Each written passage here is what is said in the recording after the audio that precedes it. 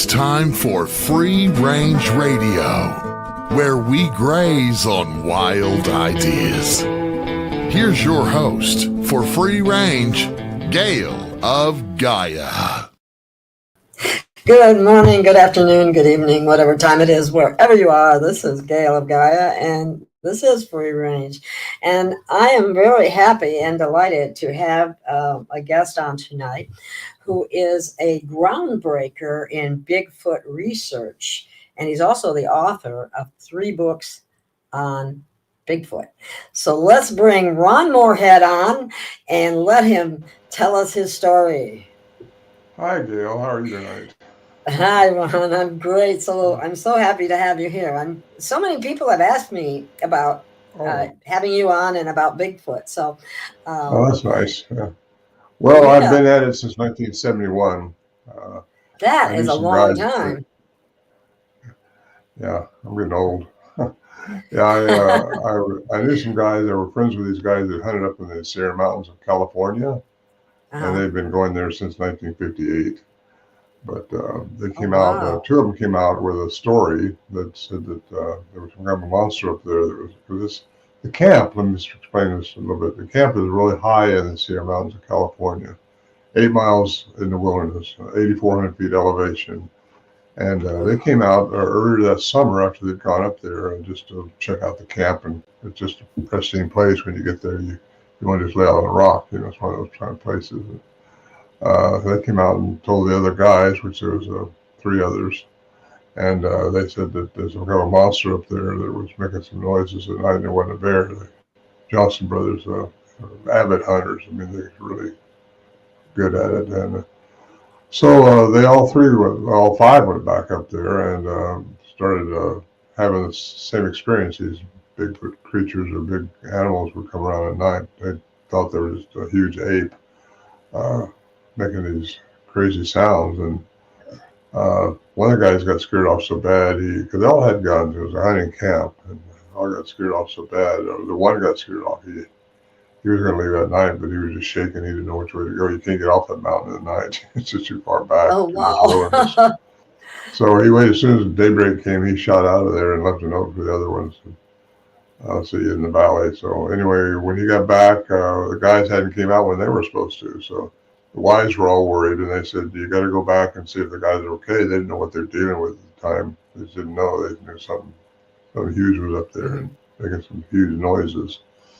And they seen his track in the mud that first night, and they knew that there was something incredible up there. Had a Bigfoot in the mud, so they called it Bigfoot.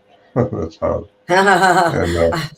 Anyway, one of the guys, he said, I won't go back, but Ron, if you go with me, I'll go back. I won't go back by myself. And to this day, I don't think he's ever been back to spend the night. He just won't do that. Of course, he's dead now. I guess he won't go no matter what. But anyway, I went back up with him. He about to kill me getting in there. I thought I was in really good shape. And I was, but 29 years old, I didn't want to get stopped. I wanted to go up there because I wanted to see what these guys were dealing with. And if they was in trouble, I wanted to help them. So I write about that in my chronicle, my first book, Voices in the Wilderness. And anyway, I saw the track that the things had been leaving, and I heard, because one of them took a tape recorder, so I heard the tape recording that they had made. And anyway, I got out, started going up there as often as I could find someone to go with me because I wanted to be involved in it. And I became a hunter after that, and I became part of the group. That was 1971, so really, it's been an adventure for me ever since. I've been going back as much as I could. We started taking tape recorders out and started recording them. We took an investigative reporter in 1972, and he thought somebody's probably pulling his leg, but he ended up recording them, and he actually fostered the studies at the University of Wyoming through a professor of sound engineering, Dr. Curlin. And he studied them for a year, and he said, this is remarkable. He says, it's inside, outside, above, and below the average human range. And it represented an animal, one piece of it represented an animal over 8 foot tall. So that kind of we thought that was a good report. He gave that to the Anthropology of the Unknown up in British Columbia in 1978. He gave his paper there, and it's now been published in a book, A Man Like Monsters on Trial. He shows a graph of where the average human range is. He shows where these icons were that was making these sounds. And, he very high professional, unbiased opinion. Al Berry, the investigative reporter we took in 1972, he wanted to know one way or the other, are these real or could they have possibly been fake? There's no 60-second hum in it. There's no showing of slowed down, speed it up, or anything like that. So we got that part out of the way. That was good, but there wasn't enough to let academia realize that it was something really out there. They still think it's, no. Was that your Go ahead. Sierra Sounds, or is that? Yes, Sierra Sounds. Yeah, that's the Sierra Sounds. yeah, that's why he studied. Yeah, and anyway, all these years, it was 1980, 80 something, when Scott Nelson, a cryptolinguist from the Navy, trained as a cryptolinguist to study sounds, unknown sounds. He was trained by the Foreign Institute of Foreign Languages for the Navy, and he spent his career in the Navy. He heard him by accident on a website, and he drove all the way out he had retired from speaking at a school. He was teaching at college back there, foreign languages. He came all the way out to interview me and Al Berry, the reporter that went into to get the context. I said he could study the sounds. So we said, okay. He looked legitimate because, there's one thing to tell you, but had him vetted, and he vetted very well from the Institute of Foreign Languages from the military. Was there a sighting at that time? Well, this didn't just happen once. This happens from 1971 through 76, and yes, there's been very few sightings. These things are very stealthy. Oh, okay. They're very incredibly intuitive, which a lot more than what we gave them credit for at the time. We tried to get pictures of them, but all we could capture was their vocalizations. But the cryptolinguist studied them, and he said they have a language by the human definition of a language, which is very, very, very important. I didn't realize how important. We knew they were communicating with each other like we do. Well, the same language, but communicating.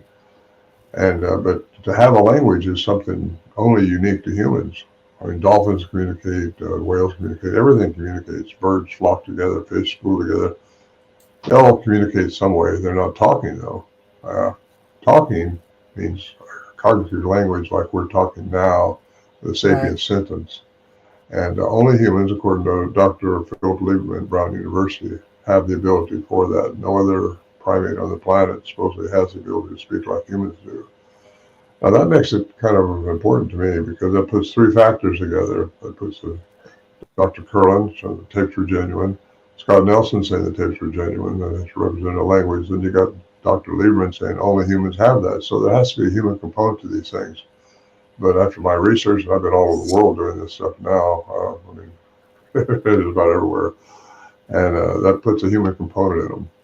So these people that say they're just an ape out in the woods, like we thought they were for a long time, just an ape running around the woods, well, no, they're a little more than that. There's a human component to them. Or there's a Bigfoot component to us. I'm not sure which. But, it's led me into a lot. We were all religious people. I mean, we went to church and had that going for us. So we first thing I started doing was looking in the Bible to see where giants myth came from, and that kind of got me realizing the Bible wasn't interpreted quite right in a lot of places. So I went in all the way back into different, found the cuneiform text, which is in Mesopotamia, and went into those tablets, which was given to by the Anunnaki. So that kind of got me out of the biblical. Not out of it, but it adds to it.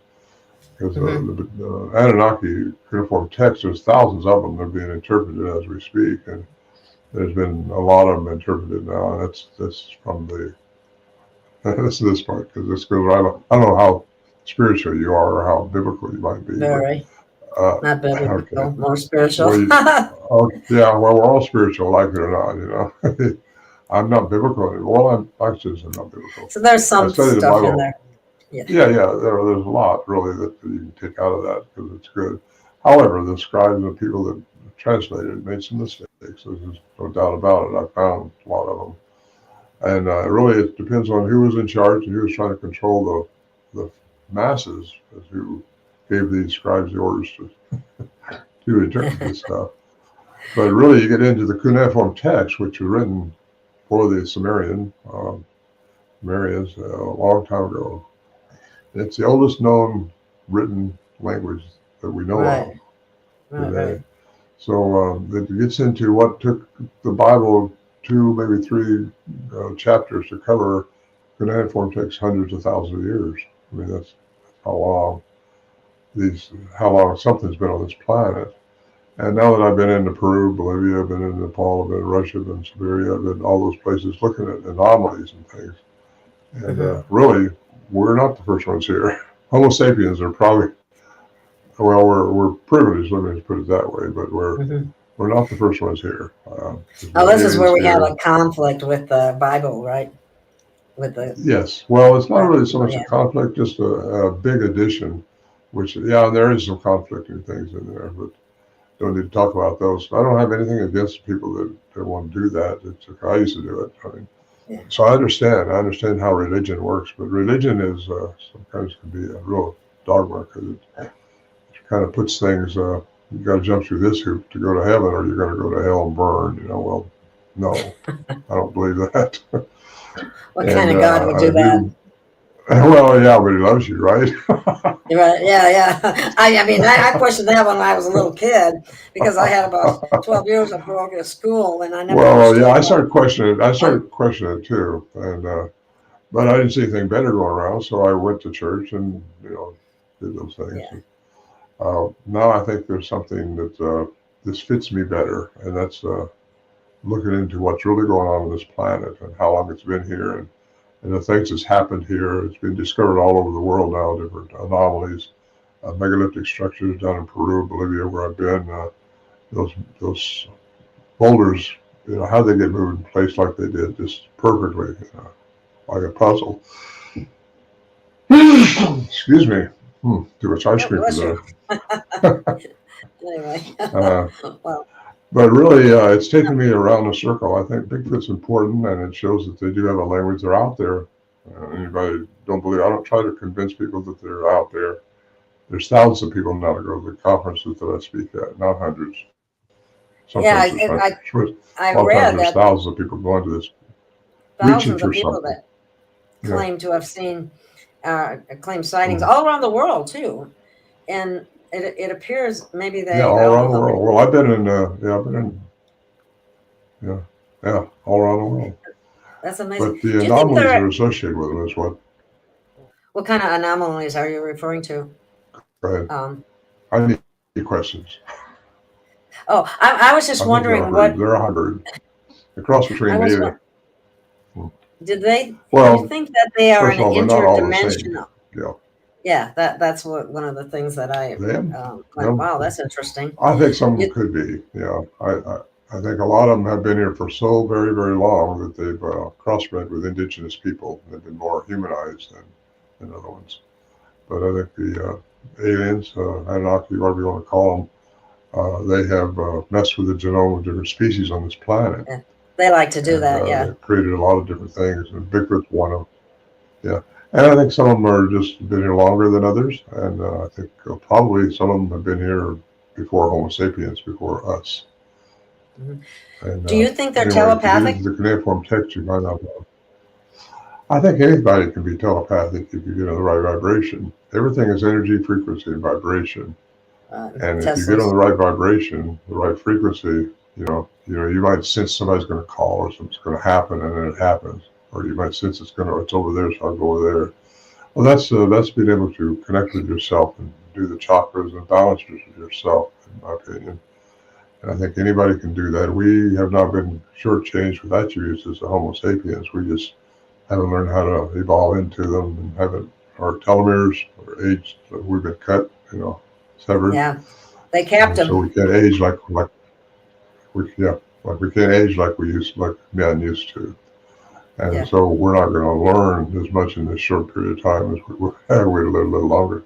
But our memories are wiped out besides.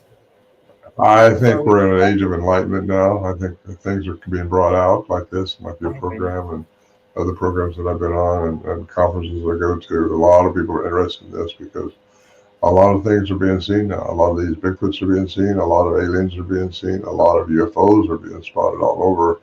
And there's some coming up, and I think it's going to be possibly in our lifetime, possibly the next couple of years, possibly tomorrow. Who knows? But it's just important for us as humans to be ready for it. Yeah. Are there any records of Bigfoot either hurting or helping anyone? Yeah, there's been reports like that. Yeah, both. You got the one in Russia, which supposedly they killed some people that were up in the mountains going up there. That was 1950s, I think. And you got the ones in Portlock, Alaska, which were reported, which I was up there with the filming crew a couple of years ago, and they took me back into this abandoned village by helicopter way back in the middle of nowhere. And in 1940s, late 40s, early 50s, they abandoned it because of people being mutilated there. They said by a Bigfoot-looking creature, which that's what the paper said. But as I flew over the helicopter, I noticed it had been timbered a lot, it had been overfished from the pictures I saw. But there's really no one alive nowadays that I can talk to that it was there then. That could give me an account. But the heirs and the people that owned it, the village that owned it, wanted to be able to re-habituate it because the fishing was so good. But I realized that they were doing more than fishing there. They were timbering, and there was a lot going on. So I imagine if a Bigfoot-like creature came out of the woods, they said they were like 12, 15 feet tall, and yelled at them because that is their habitat. They would probably shot at it, and if they'd shot at it, it would probably made it mad, and they probably would have torn them up. And they abandoned to do it. Yeah. So anyway, my advice to them was just respect land, respect what this earth is, and show it, be courteous. They got to think about trees. These things don't like you cutting trees. I write a whole chapter about that because I've had so many reports over the years about these creatures being seen when there's trees being cut, and clear cutting especially. That's really don't like that at all. What? You know what, Ron, I recently moved to Arkansas, and I haven't been here that long. But since I've been here, I've seen at least 2 or 3 statues of what would appear to be a Bigfoot. And so I was wondering if there's been any sightings in this state. Oh, absolutely. Gail, there's sightings all over the United States, all over the world, really. There's some right here in North Carolina where I live now, and there's also what they call the dog man, which I don't think we want to get into that because hard enough to get people to understand there's a Bigfoot out there. Could there be a dog man too? Half dog. Which if you've seen the ranch in Utah, there's a I forgot the name of the ranch, but where there was a dog, a big huge wolf, like they call them shift shapers. And the Native Americans have a lot of stories about shift shapers. Shapeshifters, you got it right. Yeah. In my studies, and I've had people report to me that they saw them disappear. Well, I used to put those people on the shelf, because nothing can just disappear. You can't see it, it ain't there. Well, that's not true. First of all, we only see within light's frequency. Everything's energy, frequency, and vibration. So if you only see within 430 and 770 terahertz, that's our frequency. But all these other frequencies are out there. Everything's frequency. And so you get into that, and that's all we see. Once the light goes out, you don't see anymore, right? Unless you got a flashlight, which is a light. So you got that, and then you got Dr. Paul Dirac in 1933 won the Nobel Prize for antimatter. That's the direct exchange between matter and frequency, matter and energy. And they showed that to be established firmly in CERN in 2012 when the Hadron Collider sent a particle off, and it went so fast, 99.99% speed of light, and it went into energy only. You can sense energy, you just don't see it. Well, some people have the ability to see energy, but some people. I know somebody who sees energy. It's amazing. Yeah, well, you got to see the aura, the energy that surrounds a person. That's what. Right. That's what. And I think these things. A lot of animals see that. I know. I had a horse that he knew what you was thinking before you got up on him. They read emotions extremely well. Horses. Oh yeah, I used to raise horses, and I know. I love horses. Fun, yeah, a lot of fun. Well, a lot of trouble too sometimes. But they're a good way to get up on that mountain when we wanted to go up there, because you could look around while you was riding, and it made it a lot easier. Because you got up there, you weren't sweaty. We used to pack mules in too, to take supplies in. So when you didn't get a chance to walk up there, you didn't want to take the horses. You just could walk, and you'd have your supplies up there. You wouldn't have to take a sleeping bag or nothing like that. We took ring barrels up there and strapped them with cables to the trees, and that way when we got up there, we had supplies and didn't have to carry so much in or out. So Yeah, that made it a lot. Of course, we had to take all that down in 2015, 10 years ago actually. BLM or Forestry Service found out about it, and they said, you got to take that down. And or they was going to take it down and fine us $5,000 or something like that.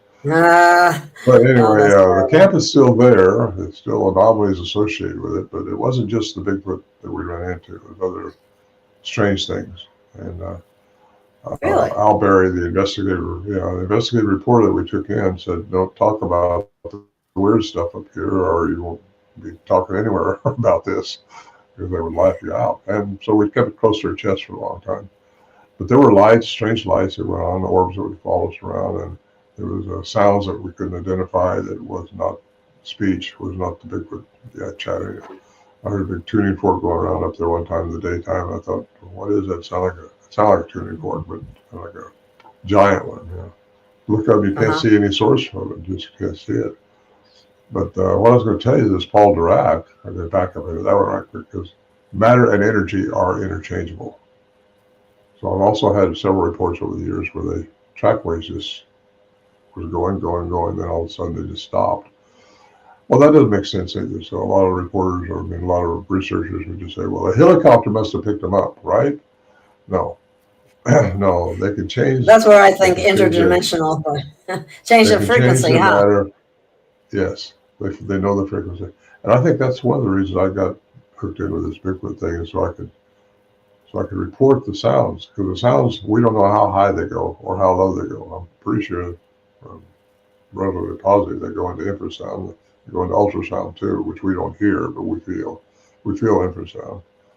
And there's been a time up there when I was walking and it just got froze like a force field. And it's not like you're scared, it's just you froze and you can't move. And it's happened to me twice up there. In fact, one night it was with Warren Johnson, the leader of our group, and I said, well, let's go out the door right quick. By then we had been dealing with it for a year or two, and we thought, well, they're not going to eat us, they're not going to carry us away to the sleeping bag. We're safe, we think. They could have hurt us by now if they wanted to. They just wanted to deal with it some way. So we both jumped out of the shelter right quick, thinking we're going to see it run away, because it was very close to our shelter. And we started walking up towards this big tree where we thought it was, and all of a sudden we both just got stopped at the same time. We was probably 10 feet apart. Hadn't been talking to each other, nothing. He just looked at me and he said, I can't move anymore. I don't know about you. I said, I can't either. So we got to go back. I said, I agree. So we could go backward, but we could go forward. And then we noticed you were literally frozen in that spot? Well, not cold frozen, but frozen. Like I read it like a force field in Star Trek. There's something that like a frequency fence. Who knows? But I ran to a scientist when he was questioning. He said, well, we don't want to hear about your fear. And I said, it wasn't fear. We were not afraid at that time, because we kind of felt safe with them, because we hadn't been shooting at them and they had not attacked us or nothing. So he said, well, it's probably pheromones or infrasound. And pheromones only work within the same species.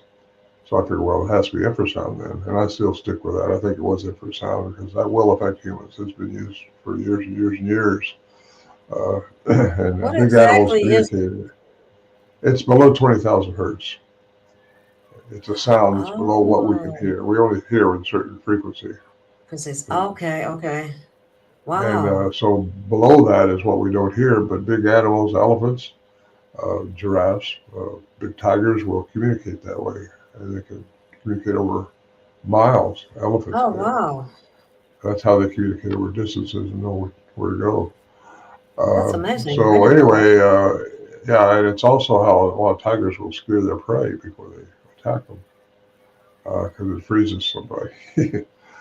So anyway, it's been quite an interesting journey. So that's kind of what they did. You felt like that's what happened to you Oh, I Probably from think that's what happened. Bigfoot The being. feeling Yeah, I can't explain. I just think that's what happened, and well, makes that's the only thing sense. that makes sense to me. Or a frequency, or maybe there's no difference. Infrasound is a frequency. Yeah.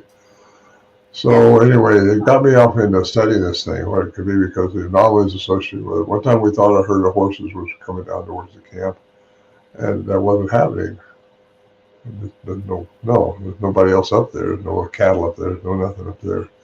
And we didn't have our horses then either. So, Uh-huh. and another time we're sitting inside the shelter, and I thought I heard a car door slam outside.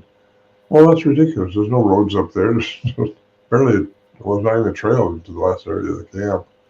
So it's been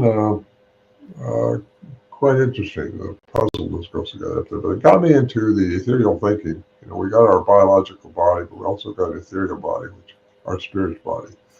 And that doesn't die. According to quantum physics, energy can't die. And we are all made of energy, frequency, and vibration.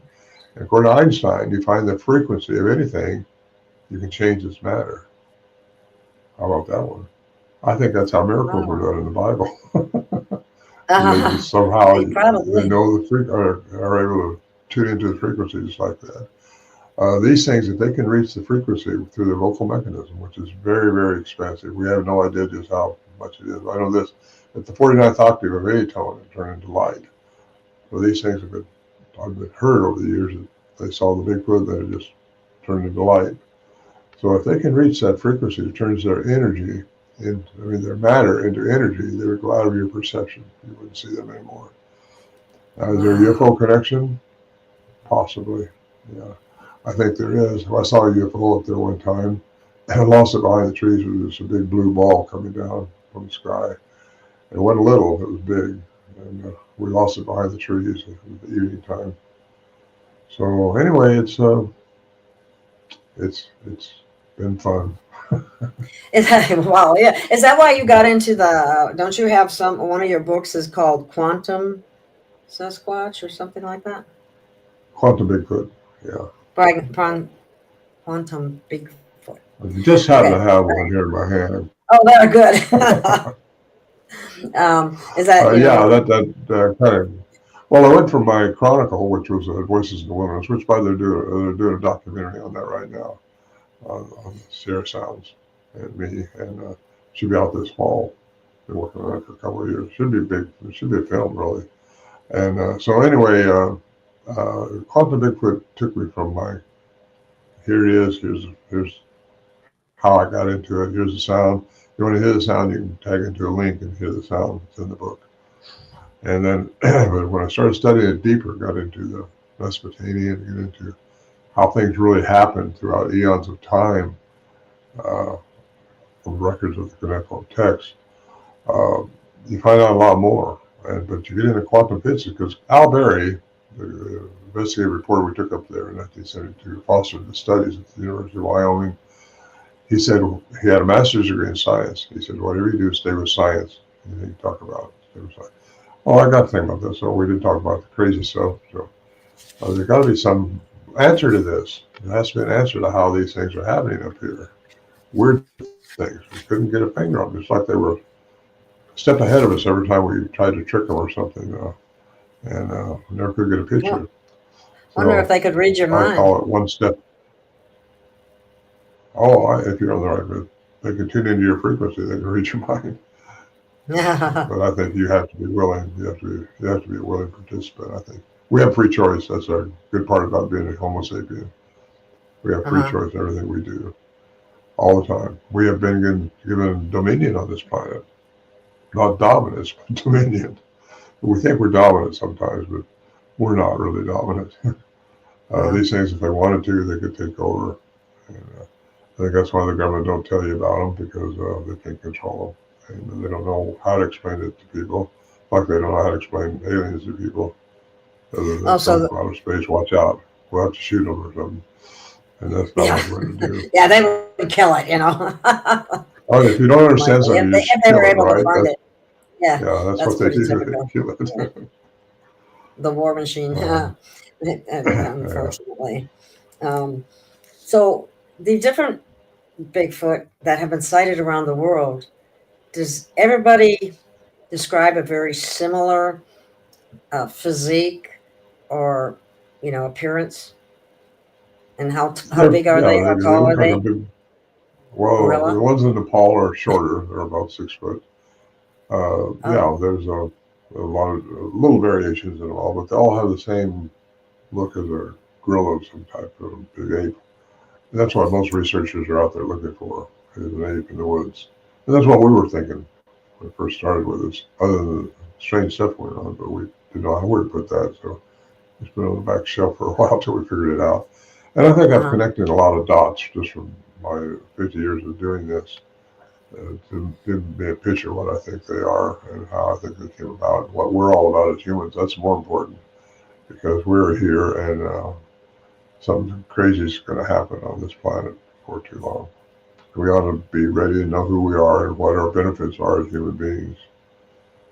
And that's my Yeah, opinion. well, yeah, we've lived in a sea of lies, as I, much of what we have been told is not, truthful. Uh, But it's interesting that the government hasn't wanted anything to do with this, or they leave this whole area alone. Is that correct? I no, mean, about Bigfoot. they know what it is. They know. They still do. They know they just can't control it, so they won't. They'll either make fun of it or they will discard it somehow. A lot of things have been shoved behind the shelf so we can't see it because we're not ready for it. And our minds are not prepared for something as dramatic as what's going to happen. So they're trying to prepare us now with the slow release of information, like the Roswell crash that happened in 1947. Well, it took us, all these years to find out, or to be told that, yeah, it really was aliens. It wasn't a weather balloon after all. And a lot Yeah, of things happened since then. And they've had connections and dealings with aliens and a lot going on that we don't know about. And the government's not about to tell us if they can control it. And yeah, they don't have the power to control it. So that all they can do is control the narrative, try to control the narrative through the media. And that's what yeah. they do. They're doing a pretty good job of it too, unfortunately. Well, Um, unfortunately, a lot of people believe everything the government tells them. They agree with the shots and everything else. exactly, exactly. Uh, Um, that's that can be a real problem. When you were talking about the sounds that they're making, I read somewhere something about piercing voices or sounds. Is that what you? So is it a very loud, uh, like screeching sound, or what? no, I wouldn't call. Well, they're actual vocalizations. They're chatter, and it's just like the chatter that Albert Osmond reported in 1950 something with John Gray, Apes Among Us. He reported he was kidnapped supposedly up in British Columbia by a family of them, by a male, and held by a family of two adults and two adolescents, a big male, a female, and a boy and girl. And he was there for a week, and he studied them, and he didn't know why he was there for. He said that they were chatting amongst themselves all the time. And I've heard other people say they heard them chattering. Well, that's what they do. It's chattering. It's like talking, like we are now, except it's very Yeah, rapid. The cryptolinguist had to take it down and really try to decipher it. And he can't translate it, but he can transcribe it as a language. The difference. He can't tell me what they're wow. saying, but he can tell me it is a language by the human definition of language, which is a morpheme stream of words. Instead of just one word like all animals do, or one scream or one squeal or something like that. It's a group of words together in a sentence, and they're actually talking to each other. And I've got all that recorded, and we've had it studied. So it's The quite Sierra sounds sound that way. Like Sierra chattering. Sounds. That's what it's called. Yeah, Sierra we sound. recorded Yeah, in the Sierras, and yeah. over the That years sounded I've like done they a were lot of reports. chatting. Yeah, they were chatting. More than that, they were fighting sometimes. And it was. Arguing or something, huh? Ooh, our Sasquatch and Bigfoot, two Uh, different types of people. no, I think just different names. The Sasquatch is pretty much reported up in Canada and has moved down into Northern California, but Bigfoot was reported in California in 1958, I think, by a logging company in the Oh, Bluff Creek area. It was actually spotted there in 1967, and the film was taken of it. That's called the Roger Patterson film, and it's been pretty much scrutinized, second only to Kennedy assassination. So it's been truly legitimate. I mean, as far as I'm concerned, there's still going to be some doubts about it because the one problem with that is they can't find the original film. So that's just got interesting. people. Well, it is interesting. So there's a lot of people thinking it's been made different with them or something like that. Maybe there were two of them, or maybe they shot them or something like that. Who knows? I mean, Bob Gimlin knows he's still alive, but I know him pretty well. I don't think he's lying. He really don't know. But how they got it, how they got the film developed, how they did all that stuff brings all into question by the skeptics. And I'm sure there's people that are skeptic about our sounds because apes can't talk, right? That's what Dr. Lieberman said. Apes can't talk. These are not just apes. These are not. They have a human component. It takes a special hyoid bone connected to the nervous system and through the tongue and to the brain to make cognitive speech like we have. And we're the only ones with that, except for these things have that. What gave it to them? What was a progenitor? I think it's probably an alien of some type. Like us, we're aliens. We're hybrids. What made us, right? Did we just evolve, or did something really put something in us? What changed us? We got changed by something. And if you really want to read the Anunnaki, understand the cuneiform text and try to get into that, get into deep history, oldest known written languages, but all written languages have a core coming out of that text. It's just how it was translated, how it was changed, starting with Constantine in 326. I see somebody down there. Hi, Race. Did you have a question? He's not talking. Race, did you have a question? I had myself muted. He's not talking. Okay. I do that. I talked too fast, thinking we're going to run out of time. I just wanted to, we've got about 11 minutes. I just wanted to come in here. Ron just said, that something created, when you think about the species that are all around us that we know are indigenous to the earth itself. And there's millions of them, millions. Right. It just seems to me like we're the only species running away from our natural environment like our ass is on fire. It's like there's something else about us that's not quite at home here. And we're trying to because we're a warring species, and that's thanks to the Anunnaki, the fallen ones, which the Bible talks about as the Watchers. They came down and actually inbred with human women, according to the text, and according to the Bible even, and became created giants. And giants were men of renown. They were tearing up the planet. That's what caused the deluge about 12,000 years ago. Wiped out everything. And so we started over again, but our telomeres were cut. And we don't live 1,000 years like we used to. And our intelligence level was drastically reduced. So I don't know if if it's reduced. We haven't evolved into it yet. We could live 1,000 years, we'd be a lot smarter probably. But I got an article in my last work, Bigfoot Unveiled, that talks about artificial intelligence. I think that's coming. And it's coming faster than most people realize. As soon as they gain consciousness, which they will, it should be. That's just something that I've always considered. It's like there's something extra in our DNA, something that's been added that makes us unnatural to the environment that we're in. Yeah. That's the Anunnaki did that. Let us make man in our image, the Bible says, and you got these. Maybe anyway, it's all in the cuneiform text. There's a lot of stuff there, and a lot of reading it. L.A. Marzulli talks a lot about the Nephilim and intermixing with humans and that kind of thing from the Bible, even. Well, that's where it's at. That's where I got it first, because I was with L.A. a couple times down in Peru. And I've been down there twice with him, checking out the elongated skulls. Mainly my interest in elongated skulls was to see if it had anything to do with the sagittal crest that is often seen on the Bigfoots up here.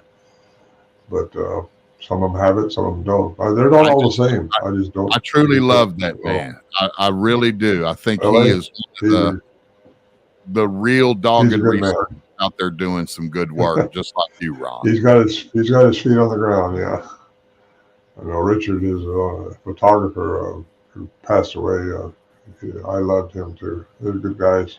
It was a pleasure to be down there with them in Peru, Bolivia. We flew the Nazca lines. We did a lot of things, looking at different anomalies.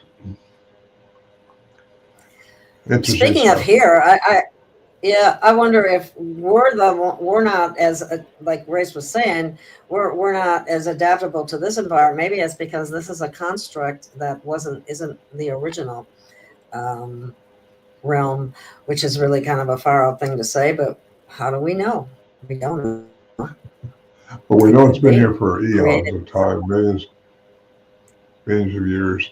And different animals, it takes about 30,000 years for anything to really adapt, to morph into what's going to be right for them. And that's where Darwin went, but Darwin's theory is missing some stuff. Oh, big time. Why aren't they still turning into humans?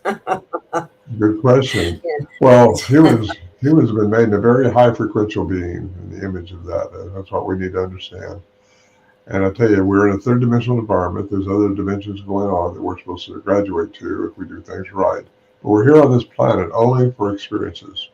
That's all we're for, to experience things. Yeah. But it's more importantly is how you respond to the experience. I want to be very clear on this, because if you don't respond to the experience with love and compassion, you're never going to graduate out of this three-dimensional environment. You're going to have to do it again. Exactly. Multiple embodiments. And I wasn't brought up that way. I didn't used to believe that way, but that's the way it is, in my opinion. I got to say my opinion because it's my opinion, right? But I agree with it, actually. I'm in the same mindset. More people are. And standard Christianity is dropping off. And that's too bad, because Christianity is a good thing. It's religion that generally cause of some of that, because people just can't see jumping through those hoops to give God more money. Well, sometimes it's like a double-edged sword. In some ways, it's really good, and in other ways, it's not good. And one of the ways that it's not so good. There's good people going there. It's a good thing socially. I'm going to jump in here on this as well. I'm going to say this, and I'll leave it. But humans without rules won't get very far. And I really feel like the path that religion, you got to understand where the good people are and the bad people want to go get. They're going to go to the churches. Evil's going to go there and go after them first. So, when you're a practicing faithful Christian, let's say, not a Muslim, maybe a Muslim or anything, you got to know that evil's coming for you. It's not just going to be, all strawberries and blueberries and tulips. You know what I mean? Like when you're practicing a faith, that's the way you have to expect it to go. And just like Ron said, there's good people in it. There's bad people in it, just like in any organization, any business, any club, any cult, any group, any collection, any community. But I really think that humans without rules wouldn't get very far. And I think, at least for me, the stories of Jesus Christ has led me on a better path in life than probably I would have found on my own, just looking alone on my own. You're right. He's the master. He read the red letter edition of that stuff, and you'll love it. I go by that. I'm a Christian. I'm a strong Christian. We all are spiritual beings, but I'm not a religious person anymore. I tell you, I just can't seem to. I've found a church really that would go as deep as I will, because they want to take so many things that I know are different, and I know that from studying. They just don't look into it deep enough to understand some of the stuff. But what is good and what is bad? We all have to have bad and what good is. Exactly. Again, responding to the bad is what's important. Is it really bad, or is Exactly. anything bad? Or is it just a learning, just something to learn? Becoming a master of your own energy, so that when you're confronted with something negative, you're able to transmute it or deal with it in a unconditional, loving way, which isn't very easy at times. So important, and they all taught that too. All the masters taught that. Jesus was special, and we're made in the image of a very high frequential being. That's what he always taught too is go within. But go within. In the kingdom text is within. That's right. Yeah, you got it. Kingdom of God is within you. God is love. Yeah. Da, da, da, da, da. I got a lot of things. That's why I had a hard time with some of the things that went on in the Bible, where the same God was supposedly telling these other people to go kill and annihilate these other people, and I'm going, "Oh my God, this doesn't make any sense." But he loves you. Yeah, exactly. I'm going, "Huh?" Well, evil is within each of us. We just have to. That's why we have choices. We can choose to be a victim in that circumstance, or we can choose to learn from it. We have to learn from everything. No, we know from the Dark Ages, right? Sometimes good men have to do bad things in order to correct the balance.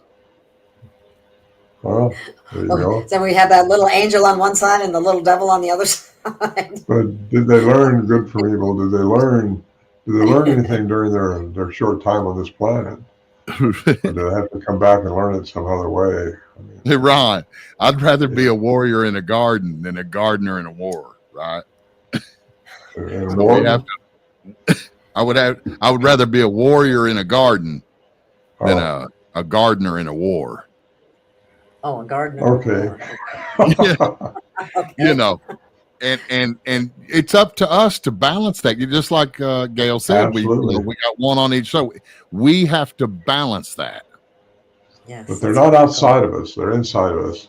And you take that one on each shoulder, but just think of them inside of you, your spirit, your whole chakra has some balance, and you have to get all that stuff so that your pineal gland, which is inside your head, is a receptor to the universe, and that comes into your heart. You get these heart feelings.